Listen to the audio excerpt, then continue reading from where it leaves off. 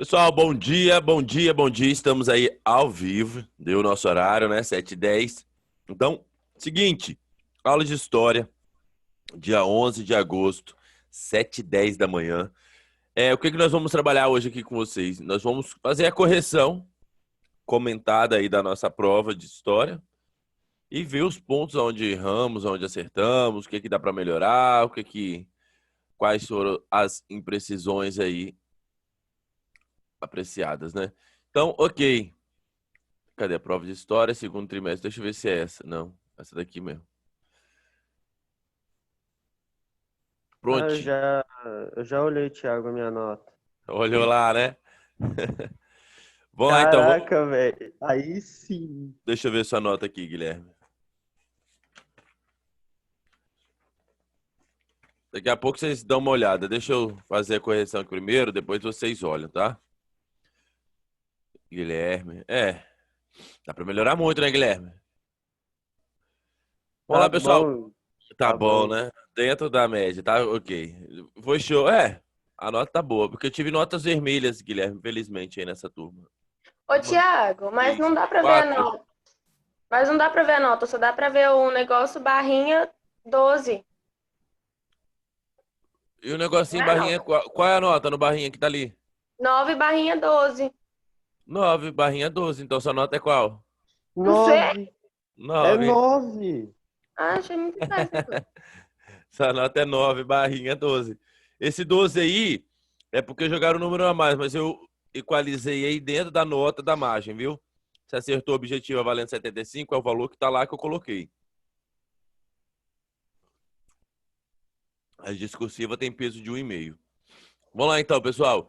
A primeira pergunta, se vocês observarem, ele está falando um pouco sobre os regimes, né, que vão surgir a partir de Hitler e Mussolini.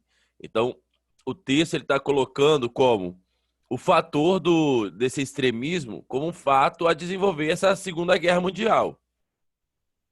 Então, a resposta que eu aguardei aqui por muitos, que alguns colocaram uma resposta bacana, outros colocaram uma resposta meio confusa, tem uns que copiaram a pergunta e colaram na resposta. Loucura essas respostas, assim, eu nunca tinha visto, né? A pessoa copiar e responder a pergunta toda. Então vamos lá, pessoal. Ó, o que eu tenho aqui? Algumas das respostas. No século XX, e baseava-se no totalitarismo, um sistema político fundamentado no controle absoluto de um partido, população e ressaltar o uso de novas armas aperfeiçoadas, realizou um governo marcado pelo anticomunismo, pela repressão à oposição política e pela existência de um partido único, a Falange Espanhola. Essa Falange Espanhola ela entrou aqui meio assim, né, atropelando a própria pergunta. Mas eu tenho umas respostas que ficou até bacana. Eu gostei, quer ver?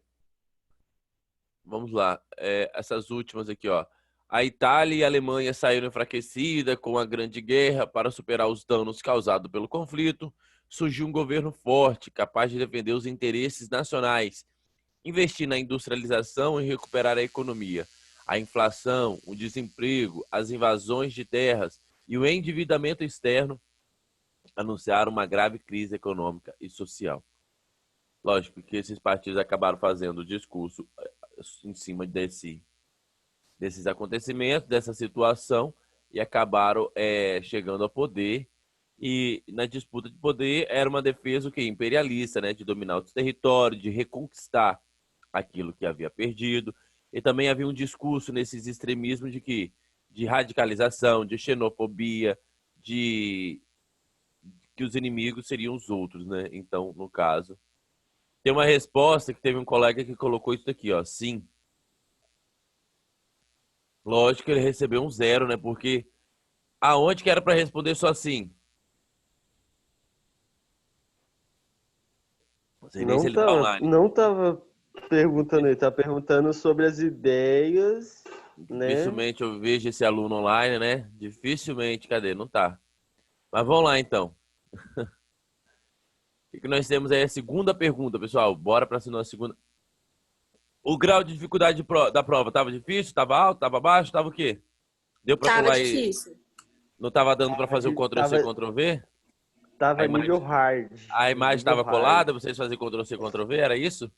Não, eu, hein? Que isso? Depois eu te vou falar, comentar um assunto geral da prova com vocês. Vamos lá para a pergunta 2. Eu tenho um texto, ó, que vocês perceberam, o texto também já está colado, não consegue tirar. Então, o que ela pergunta? O que ela diz? Em agosto de 1942, 10 submarinos alemães deslocaram-se para o litoral brasileiro. Um deles recebeu ordem para atacar.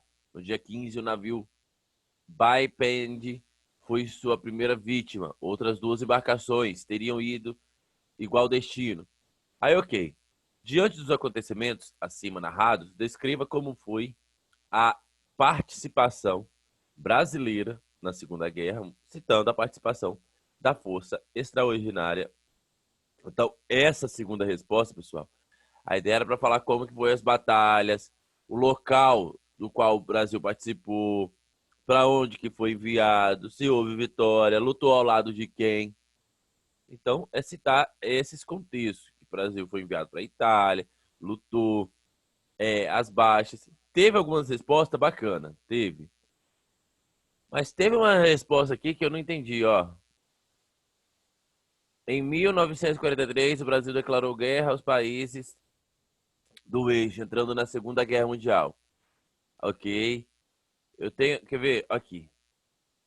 Essa resposta. Vocês conseguem ler aqui, pessoal, comigo, ó? Olha a resposta. Em agosto de 1942, 10 submarinos alemães deslocaram-se para o litoral brasileiro. Um deles recebeu ordem para atacar.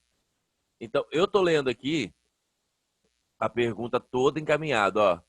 Continuando atacando o litoral brasileiro. Foram afundados até. Diante dos acontecimentos acima narrados, descreva como foi a participação brasileira na Segunda Guerra, citando a participação da Força Expedicionária Brasileira. Então, teve colegas que se perdeu no Ctrl+C e no Ctrl+V, que não conseguiu entender que ele digitou aí o Ctrl+C para pesquisar e acabou colando na sua resposta a própria pergunta completa. Lógico que isso aqui foi um 0. E os outros, alguns que entenderam a pergunta e conseguiram escrever com as suas próprias palavras esse acontecimento, pode ter certeza que a nota dele teve um valor acima. Tá? Nosso país enviou cerca de 25 mil homens. Então, teve algumas respostas bem simples, teve algumas respostas que trabalharam mais. A questão do, Brasil passou a participar do conflito em 42, depois de ataques aos navios brasileiros. Getúlio Vargas decidiu entrar em acordo com o presidente americano Roosevelt para a participação do país na guerra. Nosso país enviou cerca de 25 mil homens da Força Expedicionária Brasileira e 42 pilotos e 400 homens de apoio da Força Aérea Brasileira. O Brasil entrou no conflito em 42. Ok? Então, essa é a nossa segunda questão. Também sem grande dificuldade. Lembrando que eu tenho um livro didático aqui, ó, do 9º ano. Se eu tiver uma duvidazinha, eu tenho páginas específicas que me dão a resposta. Eu não preciso nem ficar ali, ó, louco procurando. Ah, se eu tenho dúvida, calma lá. Por que eu tenho que se tornar escravo da internet? Por que eu tenho que procurar lá? Então, na página 34, eu já tinha essa resposta. Ok? Como que foi, como é que eclodiu, ó. Na página aqui, no primeiro parágrafo do meio, ó. Em 1944, a Força Expedicionária foi lutar na Itália contra as tropas alemãs. O fato de o Brasil lutar pela democracia no exterior e internamente viver uma ditadura caracterizava uma profunda contradição. Grupos políticos passaram a exigir a renúncia de Vargas. Eu encontrei essa resposta aqui em algumas questões. Eu até gostei. Porque eu percebi que foi resposta o quê? Que a pessoa ainda que leu, né? Pesquisou ali no livro. Depois, pode pesquisar na internet. Mas o que seria bacana pesquisar na internet? E eu vou até comentar com vocês aqui. Por exemplo, nós estamos fazendo uma prova. Tem muitos alunos, talvez, uma quantidade aí, que busca o quê? Que busca encontrar uma resposta rápida. A ideia é que a gente aprenda com as questões, desenvolva aí algo.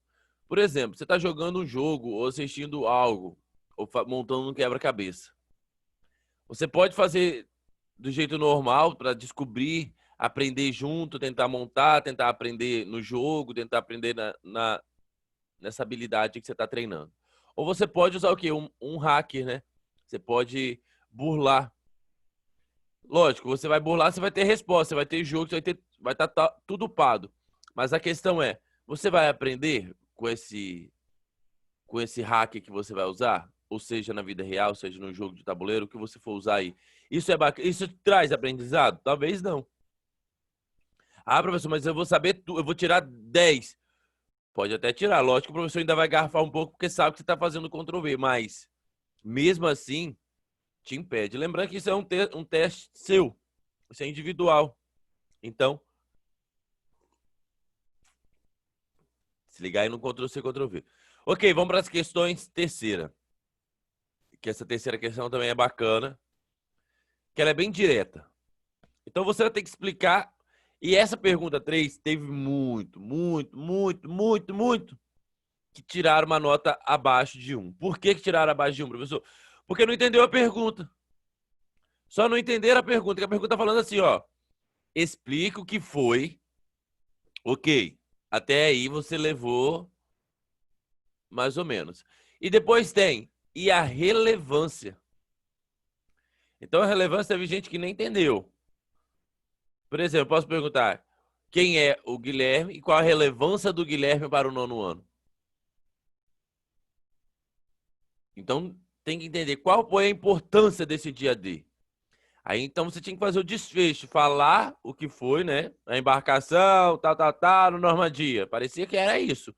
Lá, Normandia. Lá, Normandia. Olha só, olha a resposta de vocês. Vamos para 3. Foi a data que ocorreu o desembarque na Normandia. Conhecida a operação. Então, teve algumas respostas bacanas? Teve. Mas se você tivesse olhado o livrozinho aqui também, falado do dia D, a página aqui da rendição, ó, na página 48, eu tenho umas linhas explicando justamente como que foi, o que ocorreu. Então, era uma pergunta, uma resposta que eu encontrava no próprio livro didático aqui, Conquista. Então, não tinha grande dificuldade de entender essa relevância, que vai trazer uma vitória para quem? Esse dia D é favorável a quem? É aos aliados ou é o eixo? É o dia D que vai trazer a vitória dos eixos, que eles vão dar um ímpeto aí nessa batalha ou não? Que vai trazer a derrota para o eixo, que vai trazer a vitória, a virada, o jogo ali, ó, a questão de entrar os Estados Unidos mais revigorado e levar essa onda. Lógico, é a reconquista da França. Nós estamos falando aqui de uma França que havia sido dominada pelo nazismo. Então, esse grande dia D é essa retomada desse grande território. Então, a relevância é a reconquista de um território para os aliados, que nós estamos falando daqui da França. Ok, colocaram datas, a data de 1944, já próximo do desfecho da guerra. Então, teve algumas respostas muito bacanas. Tivemos 1,5 e teve respostas que, infelizmente, não chegaram a 1.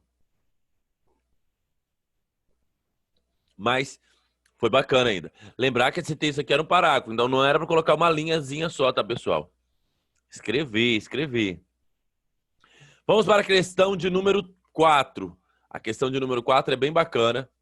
Vamos lá, que eu não estou lembrado, por isso que eu vou ler. Quem está online aí que pode ler para mim a pergunta, por favor? Eu. Vamos lá, Guilherme. Tá. Alemães, italianos e japoneses tomaram iniciativa de expansão territorial que culminaram na Segunda Guerra Mundial. A respeito, assinale a afirmativa correta. Ok. Então, alemães, italianos e japoneses. Eu estou falando aqui do eixo. Eu estou entendendo que são 3 países imperialistas. Lógico que a Alemanha, ela domina aqui o centro europeu. Eu tenho a Itália, que vai partir mais para o norte da África. E eu tenho os japoneses incessantemente ali na Ásia, atacando os chineses e aquele território. Então, eu tenho 3 potências que vão expandir o seu território. A ideia aqui é conquistar territórios, mesmo que esses territórios sejam dos aliados, claro. Então, eu tenho aqui 3 fatores que vão abrir caminho. Então, tem as interpretações, né? A Alemanha pretendia construir um império restrito ao continente europeu? Acredito que não, né? A gente acabou de dizer aqui que desses três, citou os três como questões imperialistas quase em todo o mundo. Os interesses de expansão do Japão se chocavam com o projeto da Alemanha no Pacífico? Será que era isso? Acredito que não, né? O Japão se dirigiu sobre as fronteiras da China e almejava conquistar territórios na Oceania? O partido nazista defendeu a ideia de que o povo alemão não tinha o direito a um espaço vital? Totalmente errado, né? Ou eu tenho a última questão aqui, que a Itália dirigiu a sua expansão territorial para os territórios da África. E aí, pessoal, qual que eu marco essa quarta questão aqui? Ó, tive 3 alunos que marcaram a primeira questão e tive Eu marquei a última. a última. Então você levou, ó. Porque a Itália dirigiu a sua expansão territorial para territórios na África. Então nós temos aqui, ó, apenas 5 alunos acertaram essa questão e tivemos 7 errando. Uma quantidade boa. Ainda teve alunos que não fizeram a prova, tá, pessoal? Vocês só aumentam que o número aqui não bate porque tivemos alunos que não realizaram a prova. Vou fazer a segunda chamada. Questão 5. Tivemos também uma enorme quantidade de erros nessa questão. Muitos. Na verdade, apenas um aluno acertou essa questão. Vamos ler a questão número 5. Eu tenho aqui, ó, foram conflitos que antecederam a declaração de guerra entre o bloco de países aliados e o bloco de países do eixo. Então, 1. A invasão da Crimeia pelos russos. 2.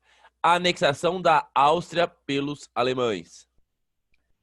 3. A Guerra Civil Espanhola. 4. A invasão da Polônia pelos russos. A invasão da região dos Sudetos pela Alemanha. Então, nós temos aí as opções de marcar.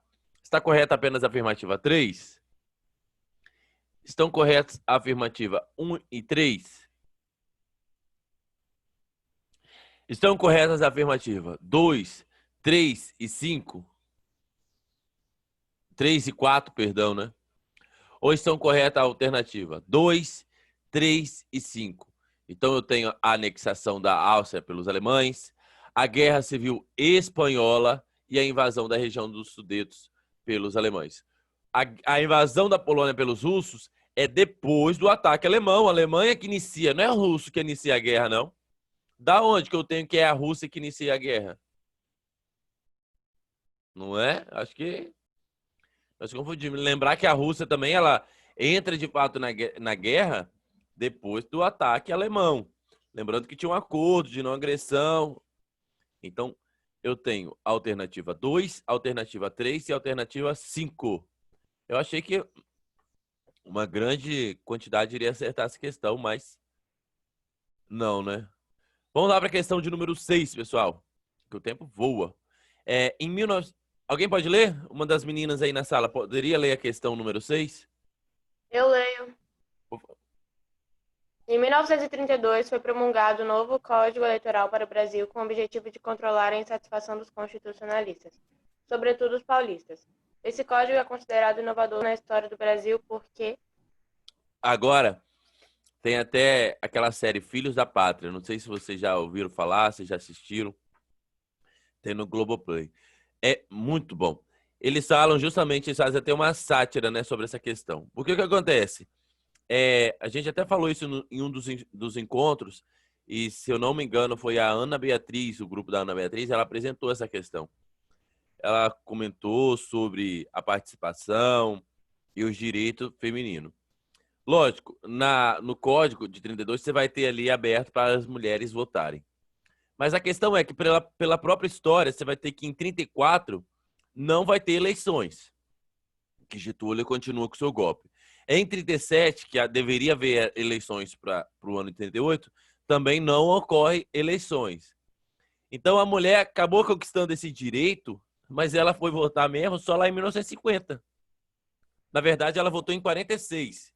que no final da guerra nós tivemos aí a renúncia de Getúlio, que ele cede aí para o general Dutra, que acaba ganhando as eleições. Depois você vai ter novamente uma eleição aí de 50 para Getúlio assumir em 51. Então, as mulheres, de fato, elas vão exercer esse direito de voto na década de 40, em meados da década de 40. Então, a resposta é qual? Acabou com a justiça. Acabou com a justiça, perdão. Vamos primeiro só fazer aqui a questão de ver quantos que acertaram. Que eu tenho aqui, ó, 2, 4, 5 erros e uma resposta correta. Concedeu o direito de voto para as mulheres maiores de 21 anos. Ok? Aí muitos marcaram ainda, ó, instituiu a possibilidade de coligações partidárias no Brasil. Quem marcou essa viajou um pouquinho na batatinha, porque é justamente ao contrário, né? Não tinha nem possibilidade de coalizões de partidos. Acabou com a justiça eleitoral que havia sido criada. Não, pessoal. Acabou de criar, né? Como é que vai acabar com a justiça? Ninguém marcou a C e uma aqui marcou a B. Ok, pessoal, tivemos 7 acertos, uma quantidade de 58%, uma quantidade boa. Então, percebe-se que conseguimos compreender o trabalho da Ana Beatriz, conseguimos entender algo explicado em sala. A questão de número 7. Metal, você pode ler para mim a questão de número 7?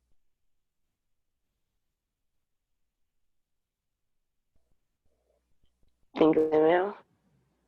A questão de número 7. Ah, pera aí. Nos primeiros anos do governo Vargas, as organizações operárias... Eu tô rouco já, olharam. Tudo Vou ler bem. agora. Pode Deixa continuar. pra outra aí. Não, eu tô rouco, vai outra aí. Mas tá ótima a voz. Tá não. Tá sim, tá todo mundo tá entendendo, pessoal? Sim. Não responderia porque não estão, vai outra. Sim. Vai lá, Meto, continua. Não, sério, Thiago, vai outra aí. Vai, pessoal, alguém retoma aí a leitura do Meto. Tá, posso ir, então? Pode, Guilherme. Nos primeiros anos de governo Vargas, as organizações operárias sob controle das correntes de esquerda tentaram se opor ao seu enquadramento pelo Estado, mas a tentativa fracassou. Além do governo, a própria base dessas organizações pressionou pela legalização. Vários benefícios, como as férias e a possibilidade de postular direitos perante as juntas da conciliação e julgamento, dependiam da condição de ser membro de sindicato reconhecido pelo governo. No contexto... Sobre esse texto, pessoal, qual que a gente marca aqui? Qual que vocês entendem que está falando aqui sobre a questão de trabalho, a vinculação do trabalho? O que vocês entendem aqui? Qual é a resposta que mais se encaixa em relação ao texto? Meninas, podem responder. Meninos também. Ô, professor, eu marquei a segunda. Pela vinculação de direitos trabalhistas à tutela do Estado. Eu até comentei, né, que é bem parecido ao que os governos fascistas adotaram lá na Itália. Então, é isso, professor. Quer dizer que agora os sindicatos, né, que deveriam representar o Estado, os trabalhadores, quer dizer que agora quem representa os trabalhadores é o próprio Estado? Sim, pessoal, é o próprio Estado. Que esse Estado, muitas vezes, quando tiver uma greve de trabalhadores, ele pode muito bem ouvir quem? A empresa, o empregador, não o empregado. Então você vai ter agora que o Estado irá defender os trabalhadores. Isso pode ser bom, isso pode ser ruim. No caso, vale a interpretação de cada um para a sua época aí. Mas nós tivemos, então, a proteção do trabalhador feito por quem? Pelo Estado. E o Estado era quem? Getúlio Vargas. Então era o próprio Getúlio, com seus ministros, que ele acabara de criar o Ministério também do Trabalho e da Educação. Então ele tinha criado um órgão específico para cuidar da questão do trabalhador. Lógico que a gente sabe que vai ter algumas melhorias daqui a pouco, né? Como férias, 13º, que será criado também aqui por Getúlio Vargas, que ele não tem um sindicato, então ele cria sem sem brecha, sem criar favores, sem fazer alguns conchavos. Então, acaba criando algumas garantias. Mas a questão é que o trabalhador está ligado à tutela do Estado. Isso é o mais importante. Que vai ser criticado, lógico, daqui a pouco.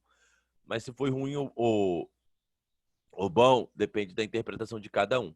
Tá ok? Então, na questão 8, a gente agilizar aí que temos apenas 5 minutos. Fiquem online, que daqui a pouco tem que tirar print de quem estiver online, tá, pessoal? Para poder efetuar a chamada. Questão número 8. Eu tenho aqui uma análise, né, de uma imagem. Essa imagem aqui, pessoal, era só a gente, na última revisão, nós pontuamos a questão da forma de governo, né? Que Getúlio, assim como eu disse agora há pouco, Getúlio ele não vai abrir a votação para 34.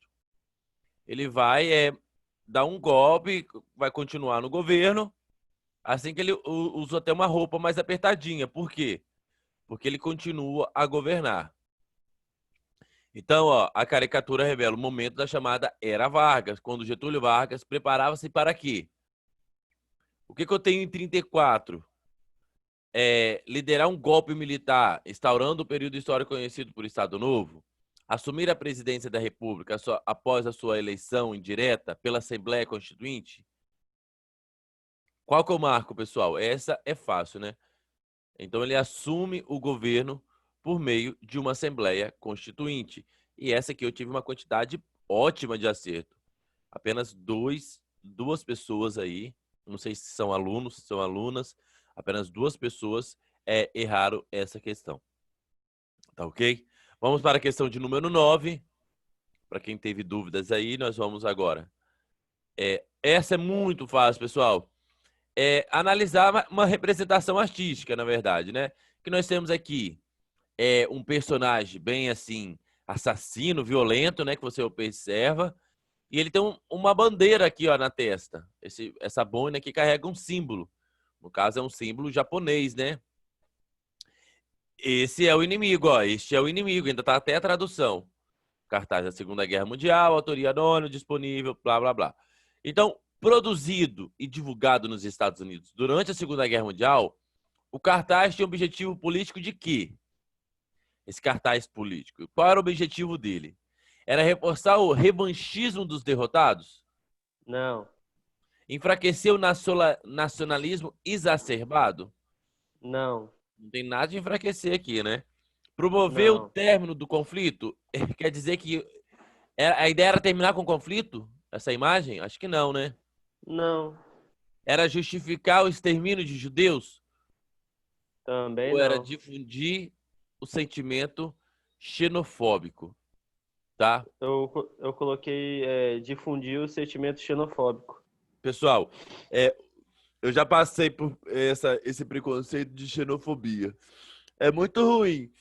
Quando eu estudava em Minas, tinha relação, por exemplo, estudante, quem vinha de outro estado, era visto como baderneiro, como, sei lá, tinha muito preconceito em relação a estudantes de fora ali da cidade, da onde eu estava vivendo. Então, tinha muito, em relação aos comerciantes, muitos vizinhos acabavam taxando a gente já como qualquer coisa de ruim. Então, tudo associava aos estudantes. São esse pessoal que vem de fora. Então, tinha muito esse sentimento xenofóbico. Infelizmente, né? Nem todos eram assim, mas acabava existindo.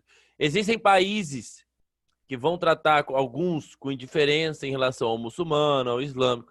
No caso, naquele período, por conta dos ataques japoneses, a Pearl Harbor, foi criado esse sentimento ruim aos japoneses. Bem parecido ao que houve com o povo islâmico com o ataque da Torre Gêmeas. Tá ok? Então é um paralelo aí para a gente compreender, lógico, como surge um pouco essa xenofobia e como que estava o sentimento durante a guerra. Lembrando que os japoneses, italianos e alemães eram inimigos por conta dos adversários da guerra. Eu já até comentei com vocês aqui na questão do Brasil como que vai ser tratado a questão do italiano no final da Segunda Guerra.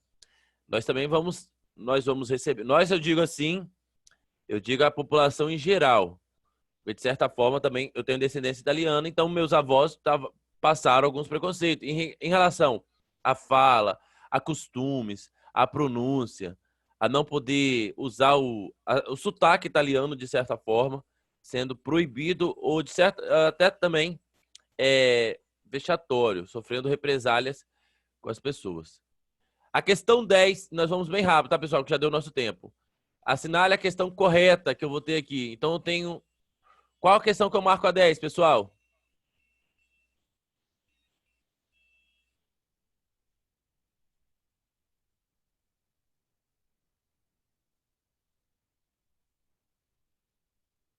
Ninguém marcou a 10, não? Peraí, Thiago, eu tava lendo ali. A 10, ó, nós vamos ter o I, ó, os Estados Unidos não participaram da guerra desde seu início. Lembrando que ela não tinha interesse em participar da guerra. Ela vai participar depois dos ataques aos submarinos.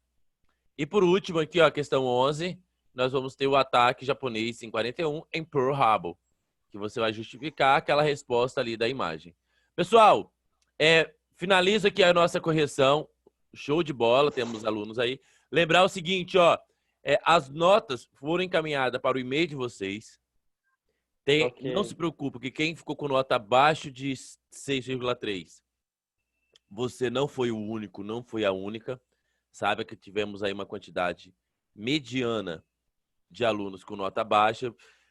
Muitas dessas notas por preguiça de pesquisar, tá? Por relaxo. Então, não fui poderante ali na questão de dar ponto. Não dei ponto porque nas partes discursivas, o que eu esperava era uma pesquisa, pelo menos nos seus livros didáticos, ou se fosse fazer uma pesquisa na internet, pelo menos citar ou fazer uma pesquisa mais bacana. Então, fui criterioso. Lembrar que não é porque está fazendo uma prova remota que eu vou fazer de qualquer jeito. Não é assim que funciona. A educação ela tem que ter uma qualidade e eu fui rigoroso. Então, tive notas baixas? Tive sim. Dá para recuperar? Claro que dá para recuperar, né, pessoal? Essa não é a última prova do ano, terão mais. Terão trabalhos, pesquisa e participação em sala.